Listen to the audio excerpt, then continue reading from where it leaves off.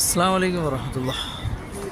ഇന്ന് 7-ാം തീയതി പ്രഭാതം, പ്രസിദ്ധമായ അറമൽ നമസ്കാരമൊക്കെ കഴിഞ്ഞു. ആളുകളൊക്കെ കുറവാണ് കേട്ടോ. കാരണം പുറത്തുനിന്ന് ഉംറക്കാർക്ക് മാത്രമേ ഇങ്ങോട്ട് എൻട്രി ഉള്ളൂ. സാധാരണ ജിദ്ദ, അതുപോലെ മദീന, തായിഫ് അങ്ങനെയൊക്കെ വരുന്നവർക്കൊന്നും ഇങ്ങോട്ട് എൻട്രി ഇല്ല. ഉംറ വിസയാണെങ്കിൽ മാത്രം ജൂൺ 6 വരെ വരാം, ഉംറ ചെയ്യാൻ പോവാം. അല്ലാതെ സാധാരണക്കാർക്കൊന്നും ഇങ്ങോട്ടുള്ള പ്രവേശനമില്ല. എല്ലാ കവാടങ്ങളും അടക്കപ്പെട്ട് കഴിഞ്ഞു.